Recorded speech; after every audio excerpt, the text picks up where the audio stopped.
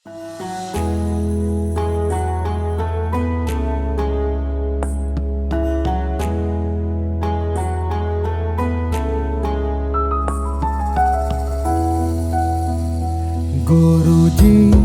ये सत्संग तुम्हारा, गुरुजी ये सत्संग तुम्हारा,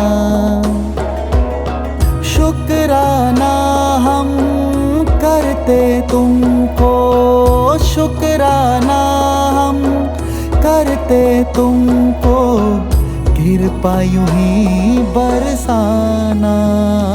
गुरुजी ये सत्संग तुम्हारा, गुरुजी ये सत्संग तुम्हारा, गुरुजी। जय गुरुजी, शुक्राना गुरुजी। गुरुजी का बहुत बहुत शुक्राना सत्संग शेयर करवाने के लिए। तो गुरुजी को प्रणाम, गुरुजी की संगत को नमस्ते। गुरुजी के पास मैं गई थी 2004 में। वैसे तो मुझे बुलावा था 2000 से ही, बट कहते हैं ना कि जब रब का बुलावा होता है हम तभी जा पाते हैं।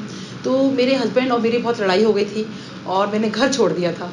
तो जब मैंने घर छोड़ दिया तो मुझे लगा कि बच्चे छोटे थे, बेटी मेरी 4+ थी, बेटा मेरा 9+ था, तो मैं कहाँ जाऊँ। तो मैंने सोचा, पाल आंटी हैं तो उन्होंने मुझे उसी दोपहर को एड्रेस दिया था और कहा था, हमेशा कहती थी कि ये भगवान है। तो उस दिन मैंने यही सोचा कि आज भगवान के पास ही जाया जाए।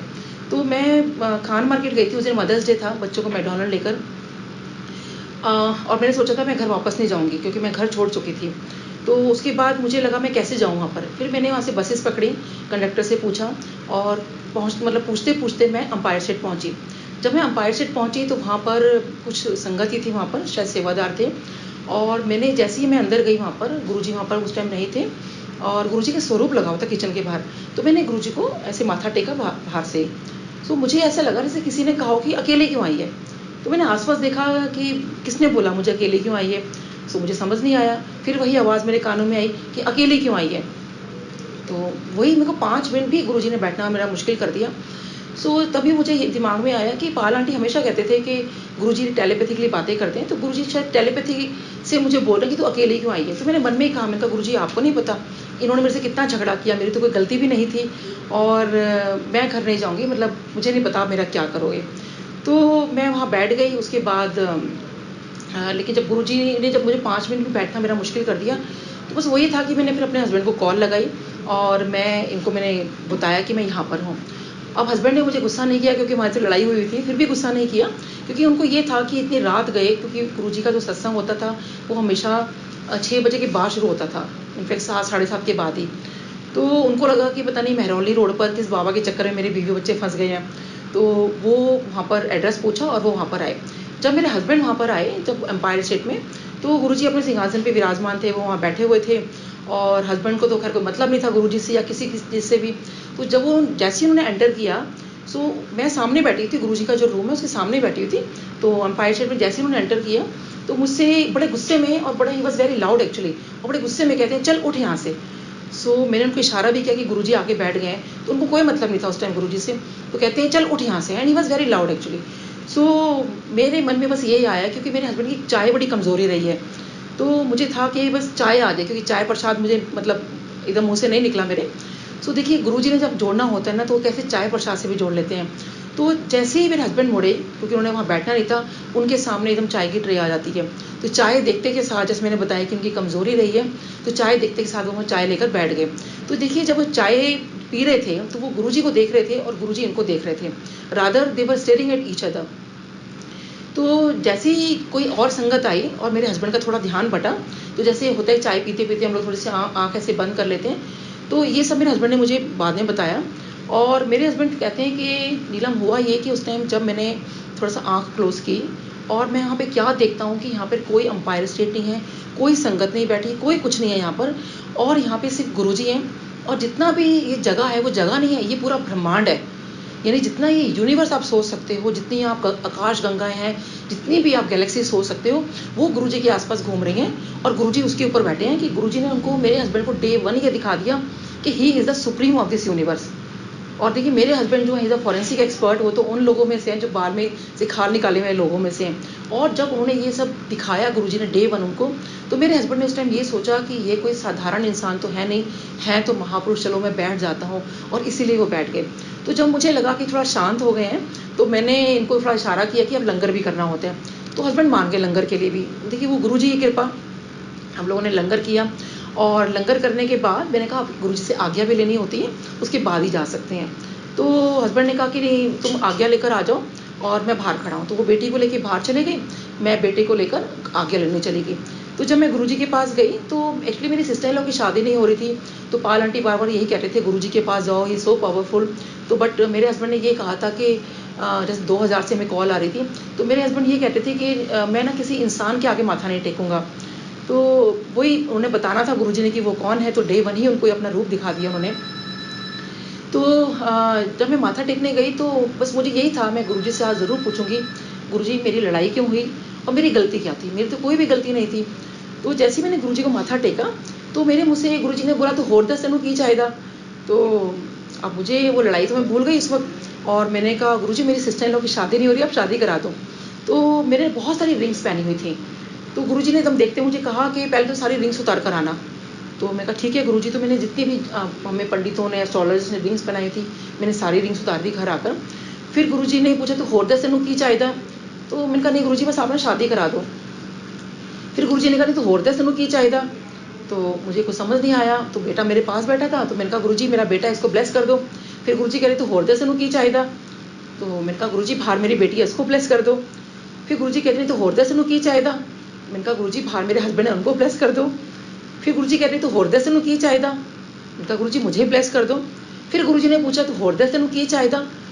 तो मेरे पास मैं हाथ जोड़ के बैठ गई। मैंने कहा नहीं गुरुजी बस। तो संगत जी अब बिलीव मी कि गुरुजी में से हर थोड़ी देर में यही पूछते रहे तो होर दस तेनू की चाहिदा, होर दस तेनू की चाहिदा। और मैं कुछ नहीं मांग पाई, मैं सिर्फ ब्लेसिंग्स मांगी। इन बिटवीन गुरुजी ने मेरे से पूछा कि क्या करते हो। तो मैंने कहा गुरुजी मैं डेंटल सर्जन हूँ। गुरुजी ने मेरा नाम पूछा, हस्बैंड का नाम पूछा, बच्चों के बारे में पूछा, कहाँ रहते हो, कहाँ क्या करते हो, सब कुछ पूछा। तो मैंने सोचा कि मे भी शायद गुरुजी डे 1 है, तो गुरुजी सब कुछ ऐसा सबसे पूछते होंगे। जब गुरुजी ने ये पूछा कि डेंटल सर्जन है, BDS डॉक्टर है, तो मेरे को एकदम से कहते हैं BDS की फुल फॉर्म आती है। मैंने कहा हाँ जी गुरुजी। कहते 10। तो मैंने बताया बैचलर ऑफ डेंटल सर्जरी। गुरुजी कहते हैं ऐ नहीं होंगे। तो आई वाज जस्ट कन्फ्यूज कि मैं भूल तो नहीं गई इतने सालों में कि मतलब जो हमारी फुल फॉर्म होती है।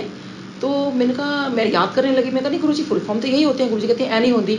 तो काफ़ी देर तक गुरुजी और मेरे में यही बात चलती रही कि ये फुल फॉर्म होती है या नहीं होती है। फिर गुरुजी एकदम से कहते हैं BDS की फुल फॉर्म होती है 32 दांता था सर्वनाश। और मेरे को बहुत बुरा लगा कि गुरुजी ने मुझे ऐसा क्यों बोला। आज तो खैर में बहुत अच्छा लगता है कि गुरुजी मुझे ये सब बातें की, मेरे से ये सब बोला मेरे को, लेकिन उस टाइम अच्छा नहीं लगा मुझे कि 32 दांता था सर्वनाश, इस तरह से गुरुजी ने मुझे बोला। तो और फिर गुरुजी मुझे जब भी देखते थे वो हमेशा मुझे यही कहते थे 32 दांता था सर्वनाश। सो एक बार मैं ऐसे ही जब माथा टेक रही थी गुरुजी के, तो मैंने आई थॉट समथिंग और आई वाज जस्ट वेटिंग कि गुरुजी मुझे फिर बोलें BDS की फुल फॉर्म। तो गुरुजी ने जैसे ही मुझे बोला 32 दांता था सर्वनाश, मैंने कहा नहीं गुरुजी इसकी फुल फॉर्म होती है 32 दांतों का सही इलाज। और ऑटोमेटिक मेरे मुंह से निकला मैं इसका कर सकूं, इसका मुझे आप आशीर्वाद दीजिए। और गुरुजी इतने खुश हुए, इतने खुश हुए। शायद वो चाहते थे कि मैं अपनी BDS को मतलब गुरुजी से ब्लेस करवाऊं। जो भी था उसके बाद मुझे गुरुजी ने फिर ये कभी नहीं कहा। तो बहुत बहुत शुक्राना है गुरुजी का, जो गुरुजी ने इतनी blessings the. But later on मुझे फिर बाद में यही पता चला कि गुरुजी ने बहुत सारी चीज़ों की फुल फॉर्म बना रखी थी। जैसे वो IS लोगों को बोलते थे आई एम सॉरी, CPWD वालों को बोलते थे चिट्टी पेंट वाले डाकू। तो ये गुरुजी ने बनाई थी, लेकिन उस टाइम नहीं पता था। लेकिन आज जब बाद में पता चला तो मुझे बहुत अच्छा भी लगा कि देखो गुरुजी ने मेरे से इतनी बातें की और इतना इतना बार मेरे से पूछा, मुझे भी याद नहीं है क्योंकि हर थोड़ी देर में मुझसे वो यही पूछ रहे थे तो होर दस तेनू की चाहिदा, होर दस तेनू की चाहिदा। शायद गुरुजी चाहते थे, आई थिंक वो सब संगत से यही चाहते थे कि वो गुरुजी ने, मैंने सुना भी कि असल चीज़ कोई नहीं मांगता। तो आज मेरे को रियलाइज़ होता है कि वो असल चीज़ क्या थी, कि मुझे वो गुरु का साथ मांगना चाहिए था। फिर भी मैं खुश हूँ कि कोई भी मैंने मेटेरियलिस्टिक चीज़ नहीं मांगी, मैंने सिर्फ गुरुजी से उनका आशीर्वाद और ब्लेसिंग्स मांगे। तो बहुत बहुत शुक्राना है गुरुजी का। जैसे बताया मैं शादी नहीं हो रही थी, गुरुजी की कृपा हुई, उसकी शादी भी हो गई। सो बहुत शुक्राने हैं गुरुजी के। गुरुजी बहुत ही ज़्यादा जोवियल नेचर के, बहुत हंसी मजाक करते थे। बहुत हमें लगता था कि बस हम वहीं बैठे रहें। और गुरुजी का जो ऑरा होता था, जब गुरुजी आते थे वहाँ पर, तो देखने वाला होता था। गुरुजी का इतना नूर बरस रहा होता था, इतना नूर बरसता था कि उनके चेहरे से नज़र ही नहीं हटती थी। एक बार हस्बैंड के बहुत ज़्यादा पेट में दर्द हुआ और जब वो डॉक्टर को दिखाने गए तो डायग्नोज नहीं हो पा रहा था। तो हम लोग बहुत परेशान हो गए कि डायग्नोज ही नहीं हो पा रहा है। तो हम लोग गुरुजी के पास गए, तो मैंने उनसे बोला कि आज ना आप गुरुजी को बता देना कि आपके पेट में बड़ा दर्द है। तो ये मुझसे बाहर कहते हैं कि नीलम बहुत अजीब लगेगा कि मैं खुद डॉक्टर हूँ और इलाज गुरुजी से पूछ रहा हूँ। तो मैंने कहा कोई बात नहीं, अब जब इलाज नहीं मिल रहा तो गुरुजी का आशीर्वाद लेना ज़रूरी है, तो गुरुजी को बता देना। तो हम लोग जब अंदर गए और माथा टेका तो उन्होंने बोला कि गुरुजी मेरे पेट में बड़ा दर्द है। तो गुरुजी वही कहते हैं कि खुद तो डॉक्टर है, इलाज मेरे से पूछ रहा है। तो हमें बड़ा अजीब लगा, फिर भी हमने कहा गुरुजी इलाज नहीं मिल रहा है, डायग्नोज नहीं हो पा रहा है। कहते हैं खुद तो डॉक्टर है, इलाज मेरे से पूछ रहा है। लेकिन देखिए गुरुजी ने इलाज तो कोई नहीं बताया, लेकिन ये था कि जब वो नेक्स्ट टाइम जब डॉक्टर के पास जाते हैं तो जो प्रॉब्लम थी मेरे हस्बैंड की वो डायग्नोज हो गई। सो गुरुजी का बहुत शुक्राना है कि गुरुजी ने बहुत ही हमें प्यार से और इतने अच्छे से हमें रखा और इतनी ब्लेसिंग्स दी हैं, इतनी ब्लेसिंग्स दी हैं। जो मेरी लाइफ है ये भी गुरुजी की दी हुई है। और ये कैसे दी? गुरुजी ने, देखिए जो लंगर प्रसाद है वो कितना इम्पॉर्टेंट होता है। एक बार हम लोग बच्चों का मैंने जन्मदिन मनाया और घर पे मना रहे थे, तो पाल आंटी का फ़ोन आता है। तो उन्होंने डांट लगाई मेरे को कि तुम घर पे क्यों सेलिब्रेट कर रहे हो, अंपायर स्टेट क्यों नहीं गए। तो हम लोगों ने सब पैकअप किया और हम लोगों को लगा कि भाई आज बच्चों का जन्मदिन है तो गुरुजी के पास जाते हैं। तो जब हम गुरुजी के पास पहुँचे तो ऑलमोस्ट संगत वहाँ से हट चुकी थी, जा चुके थे। और सेवादार अंकल ने कहा, आंटी ने वहाँ थे तो कहते हैं कि आंटी आप बहुत लेट आए हो, गुरुजी तो आज वैसे ही बहुत गुस्से में है, तो आप लोग वापस जाओ, गुरुजी के दर्शन नहीं हो सकते। तो मुझे बहुत मन बहुत उदास हो गया कि गुरुजी बच्चों का जन्मदिन है, एक बार मतलब दर्शन तो हो जाए बस। हम लोग लंगर नहीं कर पाएंगे, कुछ नहीं कर पाएंगे। और वो तो मैं घर से ही सोच कर आई थी कि लंगर तो वहाँ मिलेगा नहीं। और हम लोगों ने पूरा, क्योंकि बर्थडे था तो हम लोग पूरा फुल होके गए थे। तो आंटी कहते कि आंटी आप गुरु के दर पर आए हो तो लंगर आप ज़रूर करके जाओ, बट गुरुजी के दर्शन नहीं हो सकते। और मेरा यही था कि हम लंगर तो खाना तो खाकर आए, लंगर नहीं करेंगे, बस गुरुजी के दर्शन हो जाए। तो गुरुजी के दर्शन मुश्किल थे। तो हर सेवादार आते जा रहे थे कि बंद हो गया आंटी, अब आप जाओ। और आप लंगर किया, लंगर किया। जो सेवादार आ रहा था हमसे पूछ रहा था लंगर किया, तो मैं मना कर रही थी कि लंगर नहीं किया, हम लोग खाना खा कर आए हैं। तो फिर मैं अंदर चली गई, किसी ने कहा कि आप अंदर चले जाओ, जाने से ज़्यादा डांट ही पड़ जाएगी। मैं कहा चलो डांट ही खा लेंगे, कोई बात नहीं। हम अंदर चले गए। अब अंदर वाले सेवादार हमें कहते हैं कि आंटी लंगर किया। तो मैंने कहा नहीं अंकल, हम लोग बिल्कुल फुल हैं और बच्चों का जन्मदिन है, अगर आशीर्वाद मिल जाए गुरुजी का। कहते वो तो नहीं हो सकता। अब देखिए गुरु महाराज की जब कृपा होती है ना तो सब कुछ हो सकता है। तो वहाँ मेरे साथ मेनका गांधी आंटी बैठे हुए थे। तो जैसे ही उनको मैंने देखा तो उनको मैंने बोला कि चलो कम से कम इनको मैं थैंक्स ही बोल दूँ। तो उनको मैंने बोला कि आंटी मैंने आपको थैंक्स बोलना है। तो कहती थैंक्स फॉर व्हाट। मैं कहा आंटी एक्चुअली आपकी वजह से मेरा नॉनवेज छूट गया। तो शी आस्क्ड मी हाउ। तो मैंने उनको पूरा डिटेल में बताया कि कैसे मैंने सब कुछ वो पढ़ा जो आपने लिखवाया था न्यूज़पेपर में, जो भी था। सो अब देखिए गुरु महाराज जी की कृपा, क्योंकि मैं उनसे बात कर रही थी तो किसी सेवादार ने हमें जाने के लिए नहीं कहा। इतनी देर में गुरुजी बाहर आते हैं अपने रूम से और वहाँ बैठते हैं। तो मेनका गांधी आंटी को बोलती हैं कि गुरुजी आपको पता है शी लेफ्ट द नॉनवेज। तो गुरु की नज़र मेरे पे पड़ती है, बहुत शुक्राना कि मेरे गुरु की नज़र मेरे पे पड़ी और गुरुजी मुझे देखते हैं और कहते हैं वधिया किता। तो उसके बाद थोड़ी देर में गुरुजी बुलाते हैं और वही क्वेश्चन, लंगर किया। मैं कहा नहीं Guruji, and I was just about to say. तो गुरुजी कहते हैं पहले लंगर कर आओ फिर बात करना। तो मैं किचन में गई। मैंने कहा अंकल मैंने आपको बताया था ना कि हम लोग यहाँ तक फुल है, लंगर नहीं करेंगे, तो प्लीज़ आप एक चपाती प्रसाद देना। तो उन्होंने कहा चलो ठीक है बैठो। तो हम लोग बाहर गए और जो हमारे पास जब लंगर प्रसाद आता है दैट वाज अ डबल लंगर प्रसाद। तो देखिए कहाँ तो हम लोग एक चपाती प्रसाद खाने के लिए मुश्किल थी और कहाँ डबल लंगर प्रसाद आता है। अब गुरुजी सामने बैठे हैं, समहाउ वी हैड अ लंगर प्रसाद और हम लोगों ने खाया। आधी रात में देखिए रब हमारे सामने बैठे हैं, हमें इतने प्यार से उन्होंने लंगर करवाया। और हम लोग लंगर करने के बाद जब गुरुजी से आज्ञा लेने गए तो गुरुजी ने बहुत सारी बातें की। और फिर गुरुजी ने ये भी कहा कि तो अपनी सहेलियों को और अपने पेशेंट्स को लेकर आना, मैं डायरेक्ट ब्लेस करूँगा। फिर गुरुजी ने हमें, जब हम निकल गए तो गुरुजी ने फिर बुलाया हमें कि डॉक्टर आंटी आपको गुरुजी बुला रहे हैं। तो जब हम वहाँ पहुँचे तो गुरुजी ने एक एनवलप दिया मेरे को। तो गुरुजी कहते हैं ये लो। तो ऑब्वियसली बहुत खुशी होती है जब गुरुजी कुछ देते हैं आपको। तो एनवलप पे गुरुजी ने अपने गुरुजी लिखा हुआ था और ईयर लिखा था, डेट लिखी थी। और उसमें जब उन्हें गुरुजी ने इशारा किया कि इसको खोलो तो उसमें 2 लॉकेट मिले। गुरुजी का स्वरूप था छोटा, गुरुजी के ब्लेस किए हुए। तो संगत जी देखिए कैसे होता है ना कि हम लोग जब गुरु से कुछ मांगते हैं, तो मैंने तो कुछ नहीं मांगा था, मेरा बेटा, लेकिन वो जो लॉकेट था हर किसी से मांगता था। तो हर कोई इसको यही कहता था जब गुरु देंगे तभी मिलेगा आपको। तो देखिए उनके बर्थडे वाले दिन बच्चों को वो 2 लॉकेट मिले, तो बच्चों को यही था कि गुरुजी ने उनको गिफ्ट दे दिया। तो अब 2010 में जब ये डेंगू हुआ था, तो उसमें मैं भी आ गई थी और मेरे को बहुत मेरे प्लेटलेट काउंट्स होते 10,000 रह गए थे और रात होते होते डॉक्टर्स ने क्या दिया था, मेरे हस्बैंड को कह दिया था कि आपकी वाइफ के पास सिर्फ 15-20 मिनट है। तो अब देखिए, अब सबको पता है कि डेंगू का कोई इलाज नहीं है और उनके फ्रेंड्स ही कह रहे हैं, हैंड्स अप कर लिया है। तो मेरे हस्बैंड बाहर आके खड़े हो गए कि गुरुजी ने और माँ काली ने उनकी ज़िंदगी में ये क्या किया कि उनकी वाइफ के पास सिर्फ 15-20 मिनट बचे हैं कि मैं बच्चों को क्या जवाब दूंगा, इसकी मम्मी को क्या बोलूँगा। तो वो बाहर खड़े हुए थे, तभी एक डॉक्टर वहाँ निकल के जाते हैं और वो कहते हैं कि अरे इतनी रात को यहाँ क्यों खड़े हो। तो वो कहते हैं कि सर ऐसे ऐसे जो है डॉक्टर्स ने जवाब दे दिया है। तो एकदम से कहते हैं अरे तुम तो गुरुजी के पास जाते हो ना। कहते हैं सर जाते तो हैं। तो कहते हैं अपनी वाइफ से मिलवाओ। वो अंदर आए और कहते हैं आपको कैसा लग रहा है। मैं कहा सर मुझे बिल्कुल ठीक लग रहा है। और कहते हैं बोलो जय गुरुजी। मैंने कहा जय गुरुजी। कहते हैं आप हो गए बिल्कुल ठीक। तो सोचिए कि उस जय गुरुजी बोलने में इतनी ताकत थी कि आज मैं आप सबके सामने सत्संग शेयर कर पा रही हूँ। तो देखिए ये सब गुरु महाराज की कहते हैं ना कृपा होती है कि जिस वक्त वो मुझे लंगर कराया था, डबल लंगर प्रसाद, तो शायद मेरी लाइफ गुरुजी ने तभी दे दी थी, क्योंकि लंगर प्रसाद की इतनी कहते हैं ना इतना सिग्निफिकेंस है कि हमें इतना सभी लंगर प्रसाद कभी नहीं छोड़ना चाहिए, हमें लंगर प्रसाद पूरा करना चाहिए।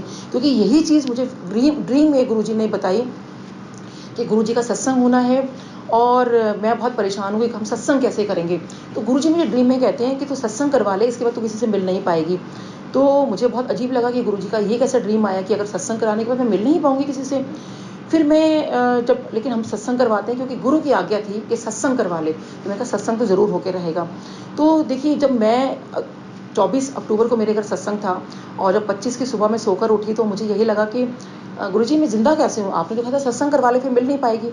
मैंने किसी आंटी को फ़ोन किया तो उन्होंने कहा कि मैसेज वही था, बट यही था गुरु ने मेरी परीक्षा ली थी कि सत्संग करवा ले। वर्डिंग्स वही थी, अगर मैं सत्संग नहीं करवाती, सत्संग करवा ले नहीं तो किसी से मिल नहीं पाएगी। तो शायद मैं किसी से मिल नहीं पाती। वो भी गुरुजी ने काउंटर कंफर्म कैसे किया, क्योंकि हम सोचते हैं शायद हमारी सांसें हैं और हमारी अपनी सांसें चल रही हैं। तो मेरे को क्या ड्रीम आता है कि यमराज मेरे पीछे पीछे भाग रहे हैं और ऑब्वियसली यमराज से हर कोई भागेगा। तो मैं अपनी मम्मी के यहाँ चली जाती हूँ ड्रीम के अंदर, और मम्मी का घर जो है किराए पे चढ़ना है, तो वहाँ एक सरदार अंकल आए हुए हैं किराए पर लेने के लिए। तो मैं उनको कहती हूँ कि अंकल आप मेरा ना नंबर, मोबाइल नंबर अपने पास लिख लो, मैं आपसे बाद में बात करती हूँ। तो जिस टाइम गुरुजी ने लंगर करवाया था उस आधी रात को हमारे, तो उस दिन गुरुजी ने मेरा मोबाइल नंबर और अपने हाथों से मेरा नाम भी लिखा था और कहा था कि डॉक्टर मेरा एक काम करा देना। तो मेरे को वो सोचिए 2010 के अंदर मुझे वो ड्रीम में याद आती है कि गुरुजी ने भी एक बार मेरा नाम ऐसे लिखा था। तो यमराज जी जो वहाँ खड़े हुए हैं ना, वो एकदम से कहते हैं गुरुजी ने लिखा था। तो एकदम से वो कहते हैं कि ओहो, इस गुरु ने तो मेरे सारे आंकड़े बिगाड़ के रख दिए हैं, और वो मुझे छोड़ के चले जाते हैं। तो देखिए उन्होंने ये नहीं बोला आंकड़ा, उन्होंने बोला गुरुजी ने सारे आंकड़े बिगाड़ के रख दिए हैं। तो क्योंकि उनको भी पता है कि उनके आगे यमराज की भी नहीं चलती, और वो मुझे देखिए छोड़ के चले जाते। तो आज जो मेरी ज़िंदगी है तो ये गुरुजी की ही देन है, और इसीलिए मेरा हमेशा ये रहता है कि ये मेरी पूरी लाइफ उस गुरुजी के गुणगान करते हुए निकल जाए। तो बहुत बहुत शुक्राना है गुरुजी का, बहुत बहुत शुक्रिया। वहमों में नहीं रखा कि कैसा कपड़ा पहनना है कैसे नहीं पहनना। एक बार मैं ऐसे ही काले रंग का और गोल्डन कलर का कुछ पहन के चली गई, दिवाली की रात थी। तो बस मुझे यही था, आधे रास्ते जाकर मुझे लगा कि अरे मैंने काले रंग के कपड़े क्यों पहन लिए त्यौहार वाले दिन। तो मैं जब एम्पायर स्टेट पहुंची तो मुझे था बस मेरे को मैचिंग का मिल जाए। तो मैं जब अंदर गई तो कोई भी मैचिंग का नहीं था, सबने बड़े कलरफुल कपड़े पहने हुए थे, और मुझे लगा बस गुरुजी आज मुझे टोक देंगे कि काला कपड़ा पहनकर क्यों आई है। तो देखिए गुरुजी आपको हर बात का आंसर करते हैं। तो उस दिन जो मेरी मैचिंग थी मेरे रब से थी, गुरुजी ने उस दिन ब्लैक और गोल्डन चोला पहना हुआ था। तो ऐसे गुरुजी आंसर करते हैं कि हमें कभी कोई वहम नहीं करना। गुरुजी ने हमें जोड़ा ही ऐसे है, गुरुजी के यहाँ पे कभी कोई बंदिश नहीं थी, कभी ऐसा कुछ नहीं था कि आप ये पहन कर आओ या ये मतलब कुछ खाकर मत आओ, कभी ऐसा कुछ नहीं था। ऐसे नवरात्रों में एक बार मेरे मन में ये आया कि गुरुजी से आज मैंने पूछना है कि गुरुजी प्याज खा सकते हैं कि नहीं खा सकते। तो कहते हैं ना बिन बोले सब कुछ जानता। तो अभी हम जब लोग वहाँ पे लंगर कर रहे थे, नवरात्रि का दिन था, और हम लोग जब लंगर करने के बाद ही गुरुजी से बात करते थे। तो इससे पहले मैं कुछ बात करूं, लंगर में ही पहली बार ऐसा हुआ, उससे पहले कभी नहीं हुआ, उसके बाद कभी नहीं हुआ। उस दिन जिस दिन मेरे मन में सवाल था कि प्याज खा सकते हैं नहीं खा सकते, उस दिन लंगर प्रसाद में जो सलाद आती है वो प्याज की आती है। तो प्याज जब सलाद के रूप में मिल गया, प्रसाद के रूप में मिल गया, तो गुरुजी ने बता दिया कि हमें कोई भी वहम करने की ज़रूरत नहीं है। तो ऐसे गुरुजी ने हर बात का आंसर किया। गुरुजी एक बात और कहते थे, वैसे तो गुरुजी ने कभी कोई प्रवचन नहीं किया, लेकिन एक बार वही दिवाली की रात थी तो हम सब वहाँ बैठे हुए थे और जब वहाँ बैठे थे तो संगत कुछ बात कर रही थी, तो गुरुजी कहते हैं कि किसी का घर छोटा हो या बड़ा हो, इससे कोई फ़र्क नहीं पड़ता, और किसी का दिल बड़ा होना चाहिए, और मन चंगा ते सब चंगा। तो ये गुरुजी के अपने खुद कहे हुए शब्द हैं, अपने वचन हैं। तो हमेशा हमें अपना मन साफ रखना है, हमेशा हमें अपने अच्छे काम करने हैं, हमें ऐसा कुछ भी नहीं करना जहाँ हमारे कहते हैं ना गुरुजी को, हमें हमेशा उनका नाम ऊँचा रखना है। तो हमें हमेशा गुरुजी का बात का ध्यान रखना है, और हमेशा कहते हैं ना उनकी वडियाई करते रहो, क्योंकि कहते हैं कि गुरु की उस्तत करना मतलब पाठ से भी ज़्यादा बढ़कर होता है। गुरुजी कई बार सत्संग सुनवाते थे, और हम लोग तो कई बार ये सोचती थी मैं कि गुरुजी सत्संग क्यों सुनवा रहे हैं ना। तो लेकिन वो भी गुरुजी ने आंसर किया कि देखिए उनको कोई ज़रूरत नहीं है किसी भी चीज़ की, वो तो हमारे लिए कर रहे हैं, हमारे कर्म काट रहे हैं। तो हमें हमेशा गुरु का ध्यान करना चाहिए, उन्होंने जो भी हमारी चीज़ें हमारे लिए बनाई हैं, हमें उस पर चलना है। और गुरुजी देखिए सब कुछ जानते हैं। एक बार मैं जब गुरुजी के माथा टेकने जा रही थी, तो मुझे लगा, मैंने कहा गुरुजी ने मुझसे सब कुछ तो पूछ लिया, कभी कुछ नहीं बताया कि भाई जो मैंने ना बताया हो। और ये सवाल मेरे मन में है, और मैं गुरुजी के पास माथा टेकने जा रही हूँ। तो जैसे ही मैंने माथा टेका तो गुरुजी मुझे कहते हैं, हाँ भाई क्यों, तो 10 तो मौलाना आज़ाद से है। तो मैंने कहा हाँ जी गुरुजी। गुरुजी कहते हैं अच्छा, तो मौलाना आज़ाद मेडिकल कॉलेज मेरे कॉलेज का नाम है। तो वो तो कभी गुरुजी ने मुझसे पूछा ही नहीं था। तो वो गुरुजी ने मुझे तब बता दिया, और मैंने कान पकड़े कि गुरुजी आज के बाद मैं आप पर कभी शक नहीं करूँगी। तो गुरुजी सब कुछ जानते हैं। ऐसे ही मेरा जन्मदिन था, तो मेरे मन में बस ये था कि मैंने कहा गुरुजी आज मुझे क्या बर्थडे गिफ्ट दोगे। तो मैंने कहा गुरुजी मेरे को ना बस ये चाहिए कि मुझे आपके पास बैठ के लंगर करना है, क्योंकि गुरुजी के पास वहाँ बैठ के लंगर करना फर्स्ट उसमें बहुत मुश्किल होता था। वहाँ पे बहुत सारे VIPs, फिल्म स्टार, बहुत लोग होते थे, कौन नहीं आता था वहाँ पर। तो सब वहाँ बैठे होते थे, तो वहाँ पर लंगर करना बड़ा मुश्किल था। और हम लोग जैसे लेट जाया करते थे, तो ये था कि हम लोगों को फर्स्ट फ्लोर पे भेज दिया करते थे, क्योंकि बच्चे साथ में होते थे।